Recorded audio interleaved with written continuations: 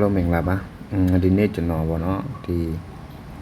Adobe Application တွေကပတ်စံထုတ်ဖို့လိပ်စာထည့်ပုံထည့်နေဘယ်လိုထည့်တာကိုတစ်ချက်ပြမယ်နော်ဒီဗီဒီယိုတွေကိုစောင့်အောင်ကြည့်စီခြင်းတယ်ပြီးရင်ဒီဗီဒီယိုထဲအတိုင်းတည်တည်ချာချာလေးလိုက်လုပ်စီခြင်းတယ်တော့ပေါ့နော်ဒီရလဲလို့မှပဲကိုကဖောင်ဖြည့်လို့တက်မယ်ဖောင်ဖြည့်လို့တက်မှာပဲကိုကပတ်စံထုတ်လို့ရမယ်ပေါ့နော်โอเคအဲဆိုရင်ကျွန်တော်စလိုက်မယ်နော်โอเคပထမဆုံးကိုရဲ့ Adobe Application လေးကိုဝင်မယ်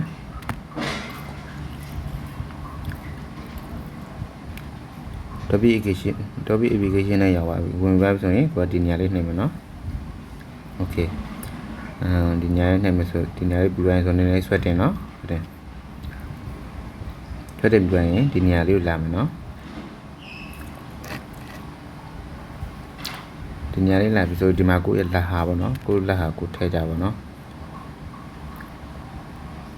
โอเคဒါကိုဥသာထည့်ပြီးပါပြီဆိုရင်ကိုရဲ့လက်ဟာထည့်ပြီးပါပြီဆိုရင်ကိုရဲ့လက်ဟာထည့်ပြီးပါပြီဆိုရင်ကိုဒီမှာအောင်နေထည့်မယ်နော်ကိုဖောင်ဖြစ်မယ်ဒီအောက်ဆုံးမှာဒီအောက်ဆုံးအကြောင်းလေးကအတကဖြစ်ဖို့နာမည်ထည့်ရမယ်နော်ဒီအကြောင်းလေးက Gmin ထည့်ရမယ်ပြီးတော့အကြောင်းလေးက Gmin ထည့်ရမယ်ပေါ့နော်โอเคဒီကောင်ကျတော့ passport ရဲ့ number ပေါ့နော်ကိုရဲ့ passport number ထည့်ရမယ်ဒီကမှာကျတော့လိပ်စာထည့်ရမယ်နော်โอเคကျွန်တော်ထည့်ပြမယ်နော်โอเคပထမဆုံးနာမည်ထည့်မယ်ချက်နှိပ်လိုက်မယ်နော်နာမည်က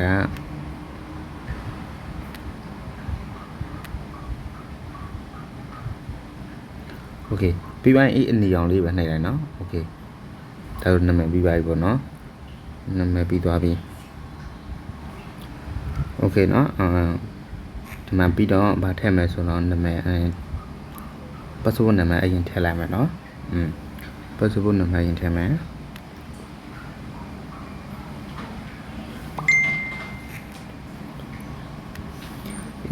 ဒီနေရာလေးကအရေးကြီးရယ်เนาะ password နာမည်ထည့်ယူပါဆိုတာနဲ့ကိုကဒီအနီရောင်လေးနှိပ်ချလိုက်เนาะနှိပ်ချပြီးဒီမှာ OTP ဆောက်မယ်ဆိုရင်ကိုကဖုန်းနံပါတ်နဲ့ဆက်မှတ်ထားတယ်ဆိုရင်ကိုဖုန်းနံပါတ်တွေကိုကဏ္ဍ6လုံးပို့လိုက်အဲ့ကဏ္ဍ6လုံးဒီကွက်ထဲမှာရိုက်ထည့်ရတယ်တကယ်လို့ကိုက Gmin နဲ့ဆက်မှတ်ထားတယ်ဆိုရင်အဲ့ကိုရဲ့ Gmin ထဲကိုကိုနံပါတ်6လုံးပို့လိုက်အဲ့ Gmin ထဲကိုနံပါတ်6လုံးကိုဒီမှာရိုက်ထည့်ပြီးတော့အောက်ကနေရာလေးနှိပ်လိုက်ရမယ်နော် Okay OTP တောင်းမယ်ဆိုရင်ဒီညာလေးနှိပ်နော် Okay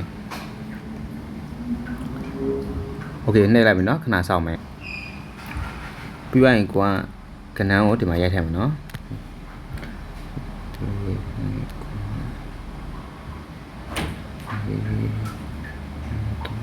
โอเคပြီးသွားရင်ကိုကဒီကောင်လေးနှိပ်လိုက်နော်โอเคဒါဆိုရင်ဒါကိုက passport ထည့်တာပြီးသွားပြီပေါ့နော်သူခဏဒီလိုမျိုးသူကဖြစ်တယ်နော်ဒီ passport ကဏ္ဍထည့်ပြီးသူကဒီလိုမျိုးဖြစ်တာအဲ့ဒါကိုစိတ်ရှိနေခဏလေးစောင့်နော်ပြီးတော့ကိုကသွားပြီးတော့တခုခုတော့မလုပ်လိုက်ရနော်ခဏစောင့်နေနော်သူရပါမယ်โอเคဒါဆိုရင်ဒီမှာနော်သူရဲ့ passport number ထည့်ပါနော်ထည့်ပါဆိုရင်ဒီမှာသူ့ရဲ့ Gmin ထည့်မယ်တစ်ချက်နှိပ်ချလိုက်နှိပ်ချပြီးဆိုရင်သူ့ရဲ့ Gmin ထည့်မယ်နော်သူ့ရဲ့ Gmin က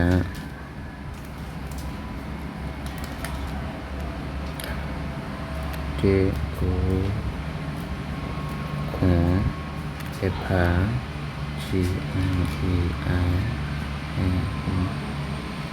โอเคကိုက Gmin ထည့်ရပြီဆိုရင်ဒီနေရာလေးပဲထည့်နေဒီနေရာပဲနှိပ်ချနော်โอเคပြီးရင်ခဏစောင့်ဒီမှာကျတော့ဗာထည့်ရမယ်ဆိုဒီမှာကျတော့ line ID ဥပမာတို့ကိုက line ID မရှိဘူးပေါ့နော် line ID ရှိရင်လည်း line ID ထည့်လို့ရတယ်တကယ် line ID မရှိဘူးဆိုရင်ကိုယ့်ရဲ့ဖုန်းနံပါတ်ကိုထည့်လို့ရတယ်နော်ဒီမှာနော်ကိုယ့်ရဲ့ဖုန်းနံပါတ်ကိုထည့်လို့ရတယ်နော်โอเคဒီမှာကိုယ့်ရဲ့ဖုန်းနံပါတ်ရေးထည့်လိုက်တော့ရရနော်6နဲ့ကိုခွန်တုံတော့ကိုငါတော့โอเคဖုန်းနံပါတ်ထည့်ပါပြီဆိုရင်ဒီညာလေးနှိပ်လိုက်နော်โอเคဒါဆိုရင်အကုန်လုံးပြီးပါပြီဒါပေမဲ့ဒီမှာကိုရဲ့လိပ်စာထည့်ရမှာနော်ဒီကောင်ကကိုကဖုန်းနံပါတ်နဲ့ဖွင့်ရလို့ဒီလိပ်စာတွေပဲထည့်တကယ်လို့ Gmin နဲ့တော့ကိုဖွင့်ထားမှဆိုရင်ကိုကဘာမှထည့်ကြမလို့နော် ဒီမြင်နေတာဖွင့်နိုင်တော့ဘာမှထည့်ကြမလို့ passport ထည့်မယ်ဘန်ထည့်မယ်တော့ဆိုရပြီနော်ပြီးရင်ကိုယ်ညိုင်းနိုင်ပြီနော်โอเคဒီမှာလိပ်စာထည့်မယ်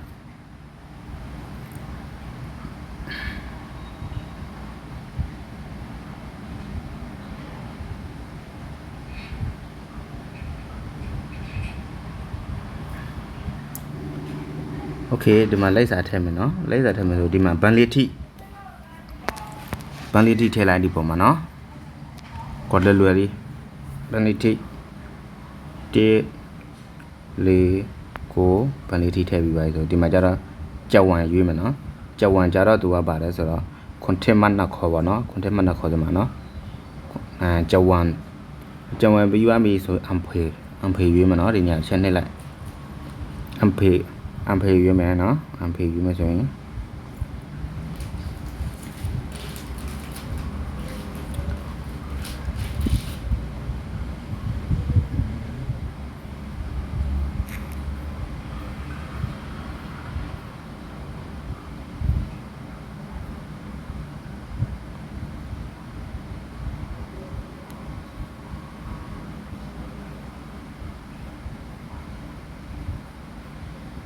โอเคဒီမှာပေါ့နော်ဒါသူလိပ်စာပေါ့အမ်ဖေထည့်လိုက်အမ်ဖေထည့်ပြီးရင်ကတမ်ပွန်နော်တမ်ပွန်ထည့်လိုက်အောက်မှာတမ်ပွန်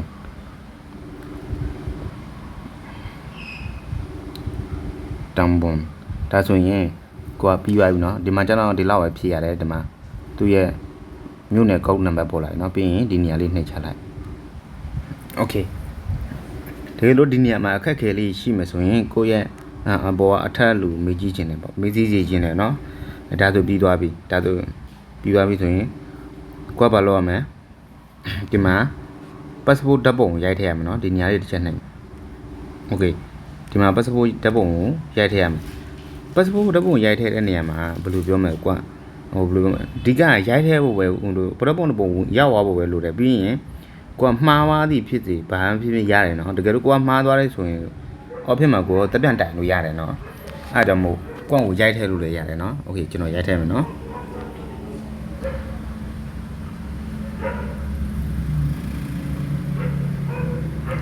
ဒီတိုင်းလို့ချိန်လိုက်တော့ဒီတိုင်းပဲရိုက်ထည့်လိုက်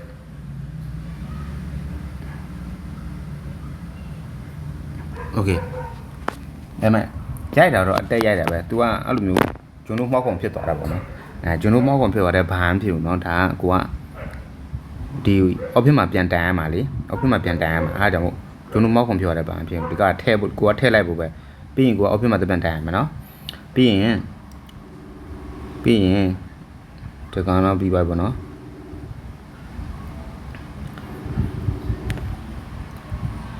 ဒီကောင်ပြီးသွားပြီဆိုရင်ပြီးရင်ဒီဘက်တောက်ဆုံပေါ့เนาะဒီတောက်ဆုံမှာဒီမှာဘန်အကောင့်ထည့်မှာเนาะတောက်ဆုံเนาะဒီတောက်ဆုံမှာကိုယ့်ရဲ့ဘန်ကောက်ထည့်မယ်ဆိုရင်အောက်ဒီအနီအောင်စာကြောင်းလေးနှိပ်လိုက်โอเคဒီအပေါ်မှာဒီမှာပေါ့เนาะဒီမှာကိုကဘန်ရွေးရမယ်ကိုဘန်ပါလဲကိုဘန်ကိုရွေးရမယ်เนาะ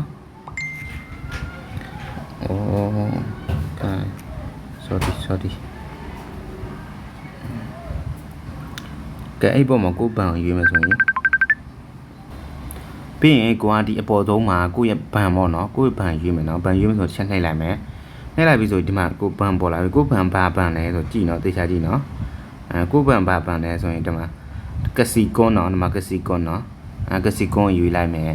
ပြီးရင်ဒီအကြောင်းမှာဘန်စာခါထည့်ရမယ်နော်ဘန်စာခါရဲ့ဘန်နံပါတ်ရဲ့မှာဆိုရင်ဘန်နံပါတ်ထည့်ရမှာဒီမှာဆိုဘန်ထည့်ရနာမည်ပေါ့နော်အဲ့လိုမျိုးလုပ်ရမယ်နော်โอเคအဲ့ဆိုရင်ဒီအလေအကြောင်းမှာဘန်နံပါတ်အရင်ထည့်မယ်နော်ဘန်နံပါတ်ကိုတည်တည်ချာချာထည့်နော်4ပြီးရင်1ပြီးရင်ခွန်နော်ခွန်5 4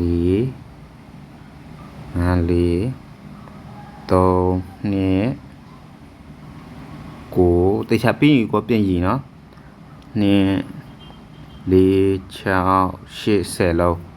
2 4 6 80လုံး2 4 2 4 6 8 10လောက်ဒီနေရာမှာတိတိကျကျရည်နော်ဘန်ကို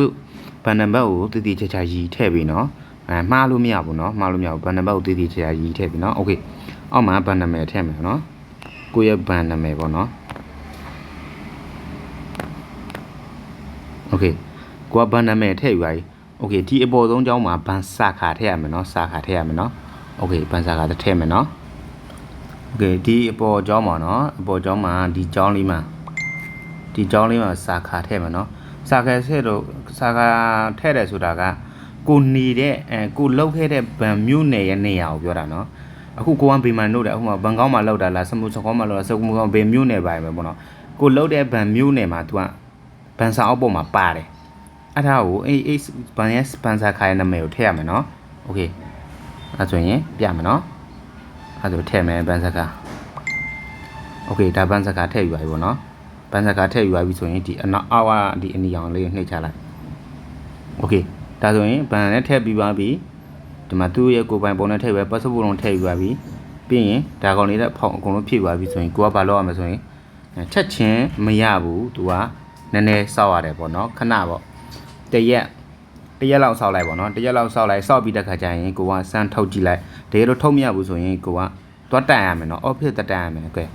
ကိုကပတ်စံထုတ်ကြည့်တယ်ထုတ်လို့မရဘူး office တက်တန်ရမယ်ဆိုရင်ကိုကဘေးနေရာမှာတက်တိုက်မလဲဆိုရင်ပြပေးမယ်နော်โอเคဘယ်နေရာမှာတက်တိုင်ရမလဲဆိုရင်ဒီနေရာလေးကိုတစ်ချက်နှိပ်လိုက်နော်အဲ့နေရာတစ်ချက်နှိပ်လိုက်ပြီးအဲ့နေရာတစ်ချက်နှိပ်ပြီးပါပြီဆိုရင်ဒီအပေါ်ဆုံးကဒီကောက်မှာနော်ဒီနေရာကိုနှိပ်လိုက်တဲ့ခါကျရင်ကိုက line ထဲကိုရောက်သွားတယ်ဒေါ်ဘီ line ထဲကိုရောက်သွားတယ်အဲ့ line ထဲမှာကိုကသွားတိုင်ရုံပဲနော်တိုင်တာလွယ်လေးကိုရဲ့ passport ပေါ့နော်ကိုရဲ့ passport ကိုကိုတိုင်ရိုက်ကင်ထားတဲ့ပုံတစ်ပုံရယ်ကိုတိုင်ကင်ထားတဲ့ပုံတစ်ပုံရယ်ပြီးတော့ကိုဒီကောက်ဖွင့်ထားတဲ့ကိုရဲ့ဖုန်းနံပါတ်ရယ်ပြီးတော့ကိုရဲ့ Gmail ပေါ့နော်Gmail မဟုတ်ဘူးနော်မှားပါလို့ Gmail မဟုတ်ဘူးကိုရဲ့နာမည် passport ရဲ့နာမည်ရယ်